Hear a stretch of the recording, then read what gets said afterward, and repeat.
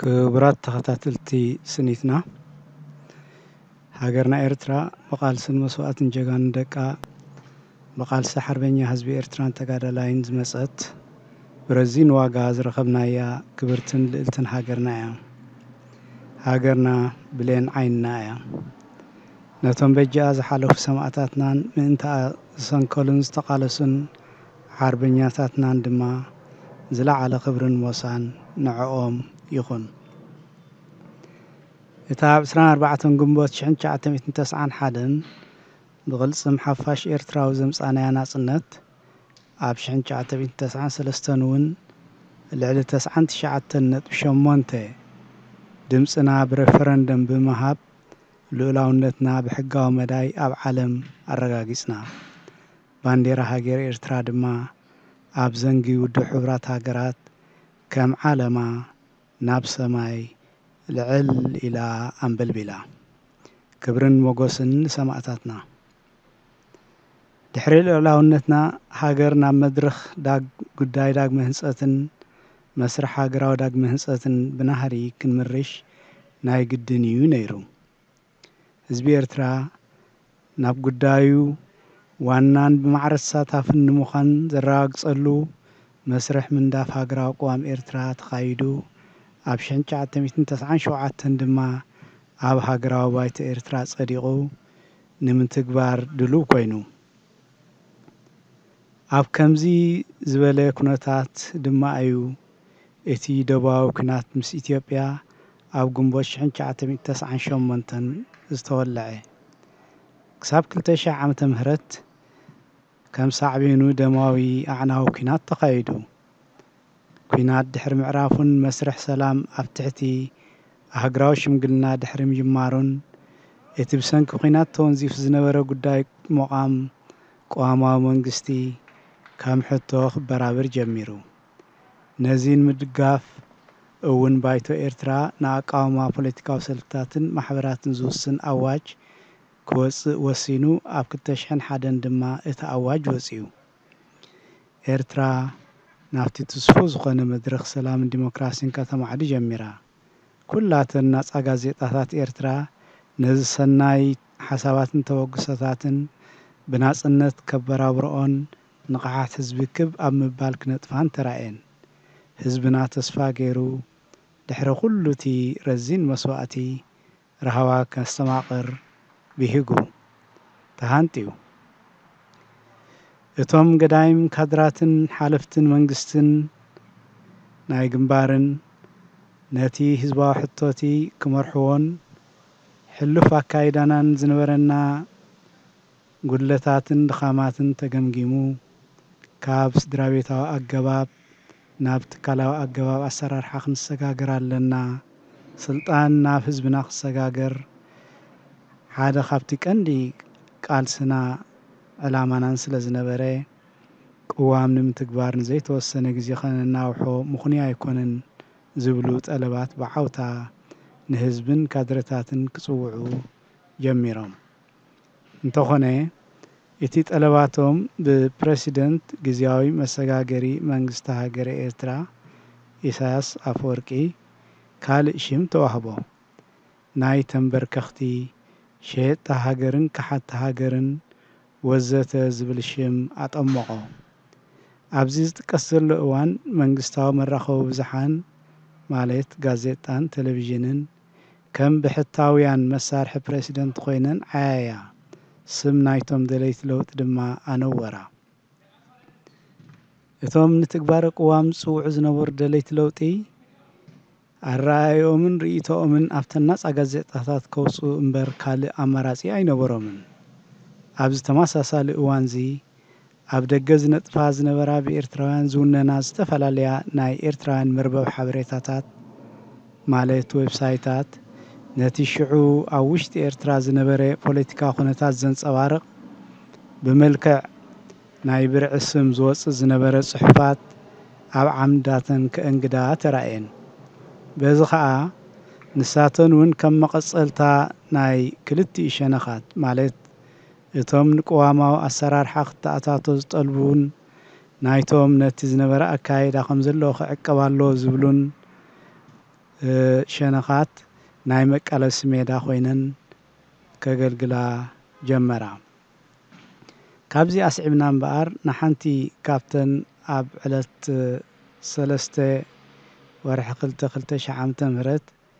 ነቢይ ፍሬ ሻውል ብዝብል ናይ ብርዕ ስም እተጻሕፈት መልሲ ነቲ በረኸት ፈዳይ ንጉሴ ብዝብል ናይ ብርዕ ስም ጽሕፍ ዝነበረ ኣብ መርበብ ሓበሬታ ኣዝማሪኖት ሓቲማ ዝወፀት ጽሕፍቲ ነቕርበልኩም። እቲ በረኸት ፈዳይ ንጉሴ ብዝብል ናይ ብርዕ ስም ዝወፅእ ዝነበረ ጽሑፋት ነቲ ናይ ፕሬሲደንት ኢሳያስ መርገፂ ዘንጸባርቕ ክኸውን ከሎ እቲ ነቢይ ፍሬ ሻውል ብዝብል ናይ ብርዕ ስም ዝወፅእ ዝነበረ ጽሑፍ ድማ ንርእይቶ ናይቶም ንለውጢ ዝጠልቡ ዝነበሩ ማለት እቶም ኣብዚ እዋን እዚ ኣብ ማሕቢር ዝበሊ ዘለዉ ሓርበኛታት ኤርትራ ዘንጸባርቕ ጽሑፍ እዩ ዝነበረ። ነዛ ጽሕፍቲ እዚኣ ዓቂቡ ቅዳሕ ጽሑፍ ዝሰደደልናን ብድምፂ ቀሪጹ ድማ ናባና ዘበላን ሓርበኛ እዮብ ጎጀላ በይን ብስም ተኸታተልቲ እናመስገና እዋናዊ ኣገዳስነት ስለ ዘለዋ ናባኹም ነብላ ኣለና። ኣንባቢ ሓርበኛ እዮብ ጎጀላ በይን፣ ኣዳላውን ኣቕራብን ስኒትና.com። ሰናይ ምክትታል። መልሲ ንመልሲ በረኸት ፈዳይ ንጉሴ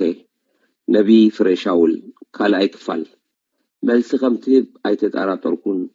ግን ንጽሑፈይ ቃል ንቓል ክተድቅል ኣይተጸበኹኻን። ኣብ ትሕቲ ናይ ስምብርዒ ምኽዋል ከይኣኽለካ ብምድቓል ዲኖ ክድርብውን እንተፈተንካ ሓርማዝ ካብ ሰፈር ኣንጭዋ ምሕባእ ስለ ዝኸውን ኣይመስልን እዩ። መርትዖ ከየቕረብካ ዝተሓዝ ዝጭበጥ ህያው እየ ኢልካ ኣነ ኸኣ ስለ ዝሓልየልካ በል ኣበይ እዩ ገዛውትኻ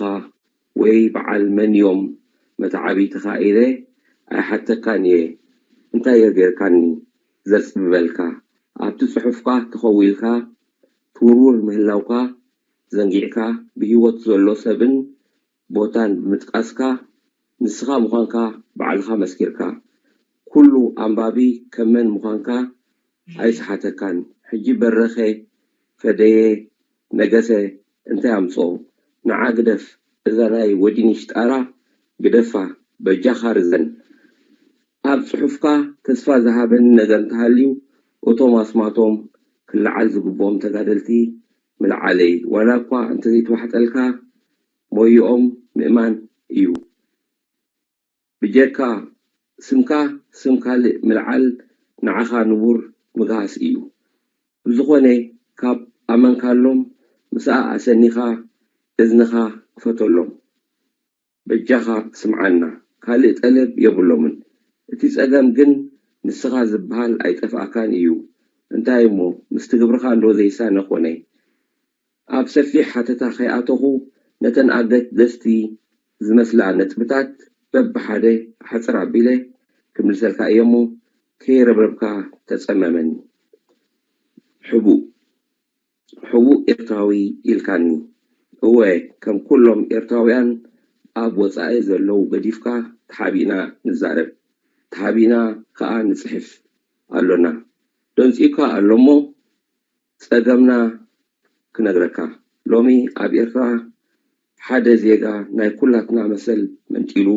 ስለ ዝገበቶ ንኹሉ መራኸቢ ብዙሓን ብሒቱ ኣብ ኩላትና ዓቢሱ ይርከብ። ከምዚ ኢሉ እንከሎ ከዓ ስለምንታይ ብጋዲ ዘይተዛረብኩም ንምንታይ ከ ትሕብኡ ምባሉ ኣይገርመካን ዶ? ሎሚ ንሕና ለማኖ መሰል ንስኻ ከዓ ተዃቢ ኮንካ ኣለኻ። ኣብ ጋዜጣታት ኤርትራ ንምጽሓፍ ተደጋጋሚ ፈቲነ ንዓኻ ስለ ዘይመቀረካ ከዓ ተነጺጉ። በጀካኻ ኣብ ኤርትራ ሎሚ ሓሳቡ ንክገልጽ መሰል ዘለዎ ዜጋ የለን። ብኡ ከዓ ኢና ካብዚ ገቢትካዮ ዘለኻ ዝያዳ መሰል ንእሽቶ ንህዝቢ ኣካፍል ንብል ዘለና። ነዚኣ እውን ተሓቢእና ነተንብሃ ኣሎና። ምስቲ ዘለካ ህርፋን ፈቲኻ መሰል ተካፍል ኣይመስለንን። ኣብ መወዳእታ ከዓ بعلنا خنحدقك إنا شعو أبقلع نرخب ببترنا خاء يواتنا فلئي زحزنن نجر انت اليو صحفي كاب كتور فلئي استبقسي وخانو دقاقيمكا تغيسكا نعيز فلئي كبيتك عليو أنا نسخان زسالي يبلنان بنصارو قادعا من تفتحن حقن أبزحلن وعين بحانسا نوح وانسلي استفتاتنا زي فناتت زيكونس زك أرارب نا حابار تمكرو إيو زولنا كابو تبقيسة خاية ناتكا صبوق كمزمني أب صحفي كأميني إذ نسقلكا زولخو وغسا خاء كاب سل إزيكونس كاب قالي شنفا انتخونكا كاب مبال تراي إيه أب سالسي عالم مسلطان زمسل كلتا درجاتات سفالي ألو اتا قداميتي حادي سب مراحي مسكوني مسحاس قباتو زي الساني رئيتو زلو وخلو سلائيو يمصلو أصطو علمو كلاتنا كومون حسب نيرنا انت نخوون إذا عالم شؤال مخونة ديك سب لعلي انسسا زقبرم يحاسبو سلزخونو يو تحتي مل أختي زقبرم كأ يفراليو سلزخونو يو سلزي أب حساب مفللاي مسلاء مالت أيكونن اتا خلقيت درجة سرام إياه زخونة نمراحي زقاوم سب سلائيو تراي زيكونة سلائي هزبون سلزموصلو كحير ويكمقح كمزلو ويأمن ندحنت هاجر تباهلو وتسقمتي سلزوصدو خاء ولاتي زحير سب زربح يمصلو عبتي ترزي نايس اللالي مسبسحي خاء مسيحية إلو سلزأمن هيوت تقومتو محلاف تلقو يقبرو نسخان عايز ألاقي إخا كابلكاني أبتا قداميت درجة بسيحكا اللغة لو مغني أبتا خلاقيت درجة نمسقار زحزن زمتي تكايد اللغة إذن حاسوتن سألما زمتي نهزبن تقادلتن زخفافل نسألعي زربح نتفاعت زعلمي سأليم نتبي أبتاريخنا إيو يماني مانكي كابتن السخا زرقايو ورقت زتي تبقيسو أب أخيبا أبالات تقدف انتاي ويانا تولو ويانا خاب وشتنا اللو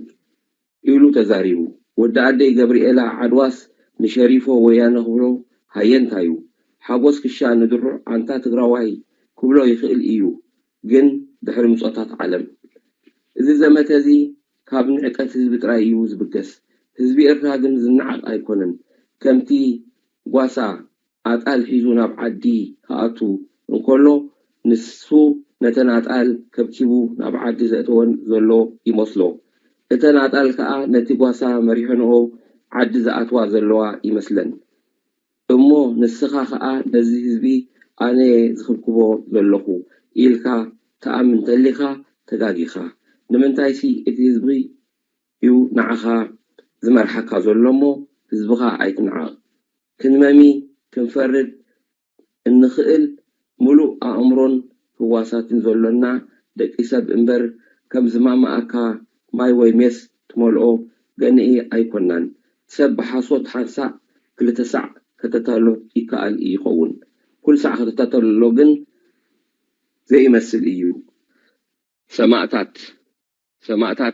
كاب كتور أخبروت زسل عليه سم سماعتات ملعال يخبدني إيو يتخبرجن نعاتهم أيكونن نساتهم دعا أيرئيو أي سمعو جن كبرن حدران نتوم زولنا أصل زخوني ترأيو نسخا اتوم سماعتات انت يكون مبولو مبالكا نساتهم نزي زولو حكي بتنات كعيني كم زرئيو كم متئمان يمثل جن بإنت حرنت كل زيغا بحابر دا أمبر نوغرات كتعمم أي تسوأنا نسبولو انت يكتب الإقا نعاتهم بتلمت كتكسوم ديخا كفافيلكا أفرس أما تسأسا هقدف ناي تاريخ حادثة إيو نيرو زوغنبار حرنت إرترا حالقت كبرن حابنن كرعاتن هزبنا إيو كوموز غبروخا منيوت ناي كلو إرتاوي كسع حرنت سلا زمال إيو ካብ ወርሒ ጉንበት ኣስመራ ምስኣተና ሕጽኖትና እጥነት ወሓጠና ሃገር ከዓ ብዘይ መንግስቲ ብሓይሊ ህዝብን ተጋደልትን ገፈፍ ክትብል ጀመረት ሓዳስ ኤርትራና ካብ ኩናት ወፀት ሓራ ግን ከዓ ድኻ ሃገር ስለዝነበረት ከዓ ተጋደልቲ ንክልተ ዓመታት ብዘይ ደሞዝ ብምግልጋል ተዋፋይነቶም ዳግማይ ኣመስከሩ መሪሕነትና ብሂወቱ ኣሎ ኢልና ንኣምን ስለዝነበርና ኣብ ውሽጢ ክልተ ዓመታት ዝኾነ ንመንግስቲ ኣብ ክንዲ ጎኒ ሬፈረንዱም ክውድብን ትካላዊ ኣሰራርሓ ከተኣታቱን ዝፍትን ምርኢቶታትን ቀለባትን ተጋደልቲ ፀማም እዝኒ ሂቡ ኣራጠጠ ምዕዝምዛም ብፍላይ ኣብ ተጋደልቲ እናገነነ ምስከደ ኣብ ሰራዊት እናዞርካ ሓለፍቲ ጠስጢሶም ምስራሕ ዓብዮም እናበልካ ነቶም ንዋዕሎም ንሳኻ ዝተቃለሱ ነባራት መሪሕነት ከተቃልዕን ንጽልን ሰፊሕ ዘመነ ኣካየድካ ተጋደልቲ ግን ነቲ ዘመተ ኣይ ዓጀቦምን መሳርሕትኻ ባዕልኻ ክትመርጽ ስልጣን ከም ዘለካ ስለዝፈልጡ ኣብ ኣፍካ ስለምንታይ ሞ ዘይጠስጠሱ ሰባት ዘይትመዝዝ ዋላስ ንስኻውን ጠስጢስካ ኢኻ ኢሎም ኣዋጠሩኻ ኣብቲ እዋን ጉሉሕ መራሒ መንግስቲ ግን ብዘይ መንግስቲ ማእዝን ዘይብሉ ብውንታና ሓደ ሰብ ዝምራሕ ሓደገኛ ስርዓት ይቅልቀል ምህላው ንኩሉ ተጋደላይ ተራእዩ ገለ ካብ ሓለፍቲ ጉዳይ ተጋደልቲ ቆላሕትያ ግበረሉ እንተበሉኻ ኒውቦሎም ዞም ተጋደልቲ ካብ ዝኸተማ ኣርሕቅዎም እናበልካ ነቲ ተኣምር ሰርሐ ክቡር ተጋዳላይ ከተናእስ ሰማዕኩኻ ነውሕ ኣይጸንሑን ኣብ ድሮ ሬፈረንዱም ተጋደልቲ ብኳሌታኻ ወጢጦም ኣብ ስታዲየም ኣስመራ ወሲዶም ስምዓና በሉኻ ብዘይ ንሕስያ ከዓ ነቲ ዝነበረ ኩነታት ናይ ሃገርና ብኩሉ ወገናቱ ገምጊሞም ነታ ሓቂ ኣንትዑልካ እተን ሽዑ ዝቐረባ ሕቶታት ክሳብ ሎሚ ኣይመለስካየንን ካብቲ ዝነበረ ፀባብ ኩነታት ምውፃእ ነቲ ተጋደልቲ ዝተወስደ ስጉምቲ ብወግዒ ደገፍካዮ ኣብ ቅድሚ ህዝቢ ኤርትራ ከዓ ጠለቦም ከተማለ ቃልኣቶኻ ንፅባሒቱ ግን ንብዙሓት ተጋደልቲ ፍሉይ ቤት ፍርዲ ኣቑምካ ናይ ሓሶት ክሲ መስሪትካ ግዳይ ናይ ዘይትፍትሓዊ ዘይሕጋውን ብይን ገበርካዮም እቲ ጉዳይ ኣብኡ ኣይዓረፈን የጋኑ ስንኩላን ተጋደልቲ እውን ተመሳሳሊ ጥርዓን ሒዞም ንምእራም ተበገሱ ኣብዞም ምእንትሓርነት ዝሰበጀው ሓበን ህዝብና ዝኾኑ ብጾትና ዝወረደ ግፍዒ ብደም ተሰኒዱ ስለዘሎ ኮልዕሎ ይረዝነኒ እዩ ብዝኾነ ኣብቲ እዋን ተጋደልቲ ሃገር ተቋጻጺሮም ስለዝነበሩ ቃሕ ዝበሎም ስጉምቲ ክወስዱ ምኽኣሉ እንተኾነ እዛ ሃገር ብደቃ ዕድለኛ ስለዝኾነት ባንካ ከይስረቕ ሓለዋ ገይሮም ጸጥታ ሃገር ከይነዓብ እሞ ዜጋታት ከይሰናበዱ ኣኽበርቲ ጸጥታ ወዲቦም እተን ዝነበሮኦም ሕቶታት ብኣገባብ ኣቕረቡልካ ብድሕሪኡ ከዓ ኣብ ስርሖም ተመልሱ በዚ ተጋደልቲ ህዝባዊ ግንባር ሓርነት ኤርትራ ካብ ስስዐ ሓራ ግን ዓመፅን ሕመቕን ዘይፃወሩ ኣረምቲ ምዃኖም ኣብ ቅድሚ ህዝቦምን ዓለምን ኣመስከሩ ሳልሳይ ጉባኤ ህዝባዊ ግንባር ሓርነት ኤርትራ ክግበር ምስተወሰነ ከዓ ሃገርና ከነቕንዕ ናብ ናቕፋ ተጓዓዝና ተጋዳላይ ኣብ እዋን ቃልሲ ዘማዕበሎ ስልጡን ባህሊ ስለዝነበሮ መቐፀልታ ናቱ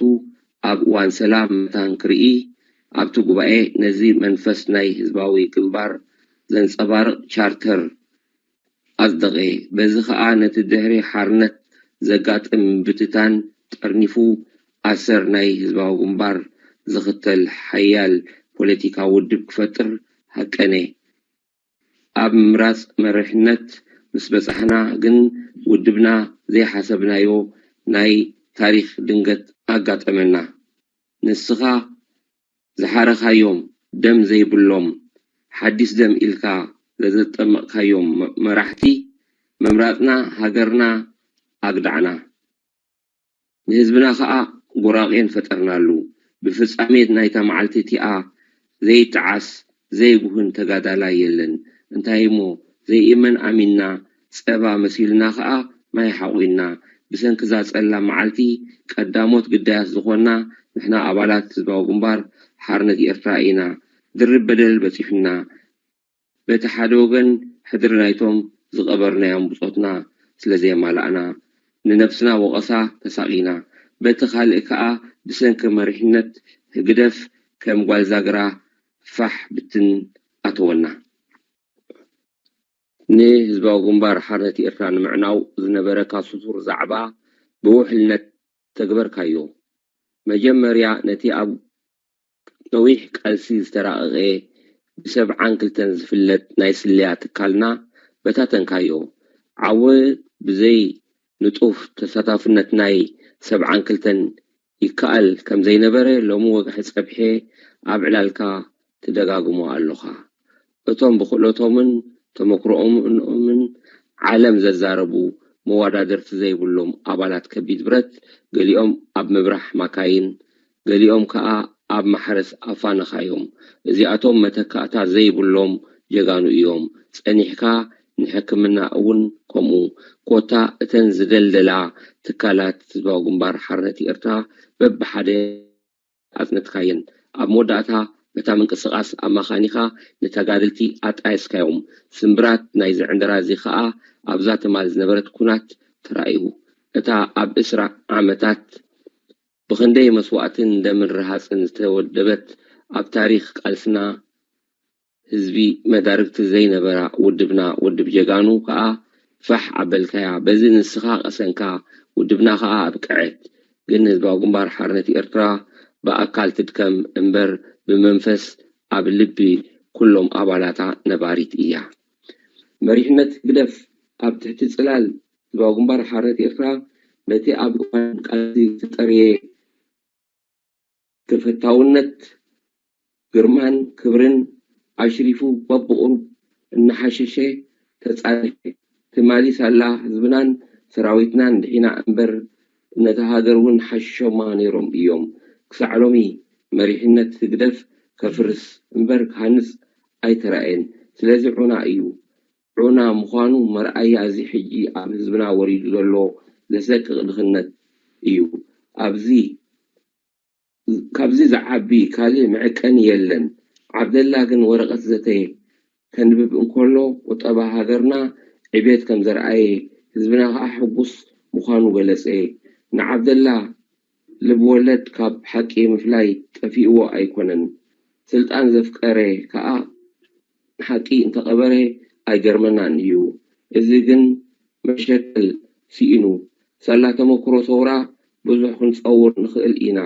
ሕጂ ግን ትዕግስና ተጸንቂቑ ኣብ ምሕንኳኽ በፂሑ ስለዚ ነዚ ብወያነ ዝሰዓር ዒታ መሪሕነት ትግደፍ መሪሕነትና ኣይግበሮ እንተበልና የምሕረልና እዩ እዞም ዘለዉ መራሕቲ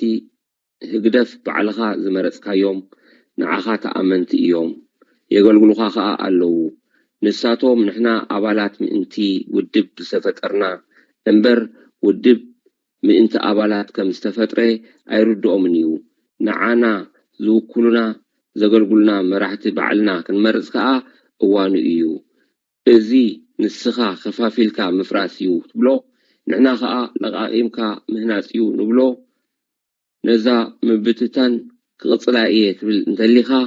መንገድኻ ቀፅል ክንዴናይ ከይቀንዓካ ንሕና ከዓ ሃገርና ከነድሕን ሓዲስ ጉዕዞ ጀሚርና ኣለና እሞ ዓወት ሕጂ እውን ከም ቀደም ምስ ህዝብና እዩ ወኸለይ ጽሑፍካ ህግደፍ ወኪል ህዝቢ ኤርትራ እዩ ይብል ብውርሻ ኣባል ህግደፍ ስለ ዝኾንኩ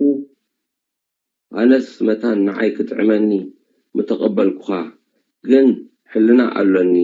ህግደፍ ኣባላት ህግደፍ ይውክል ክሳብ ሕጂ ንኹሉ ህዝቢ ኤርትራ ዝውክል ፖለቲካዊ ውድብ የለን ንሓዋሩ ከዓ ኣይኩሉን እዩ ስለዚ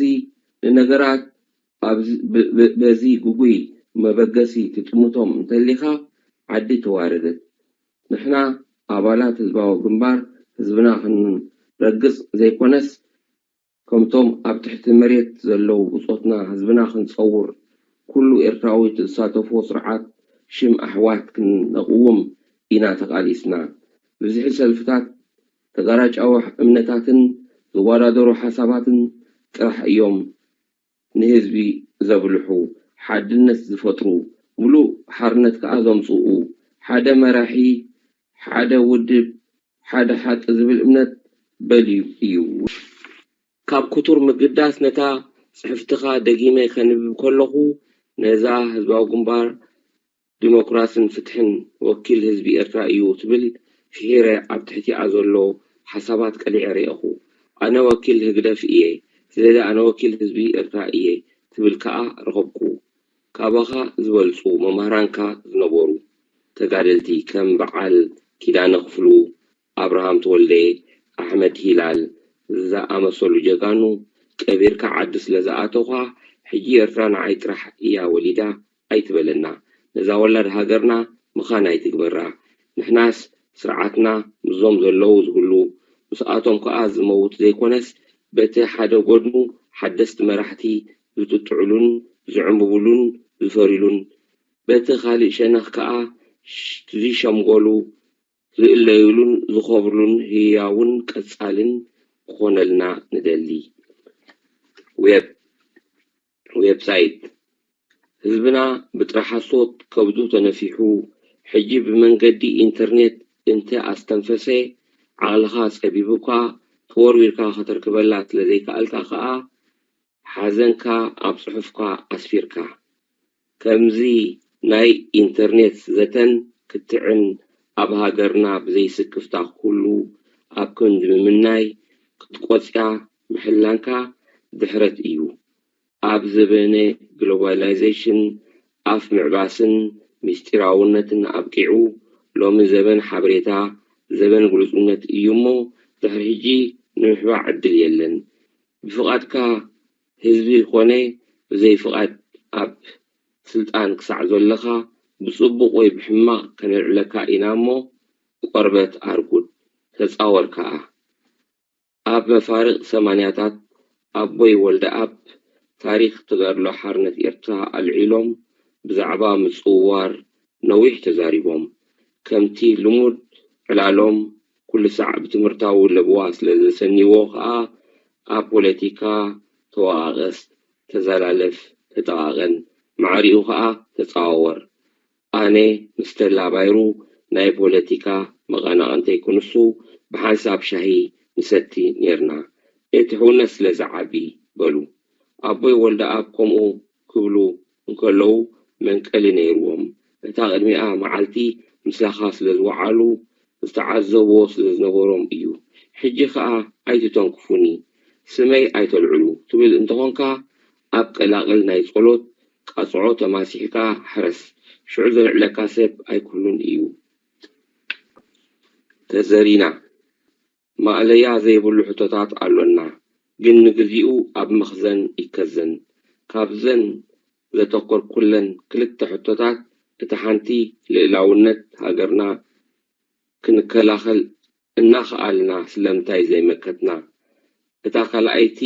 ከዓ ኣብዛ ኩናት ተዓወቲ ከም ዝኸውን ምስ ፍኸርኡ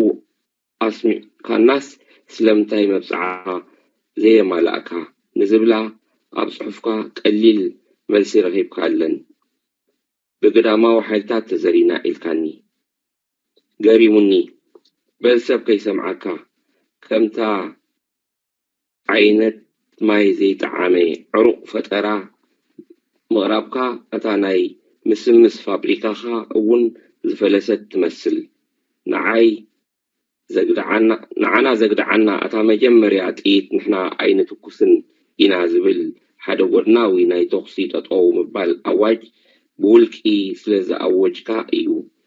እቲ ዝኽፍአ ግን ኣርሓ ቅርኒ ኣፍሪካ ክትከውን ሕልሚ ስለዝነበረካ ምኩራት ናይ ኩናት መሪሕነት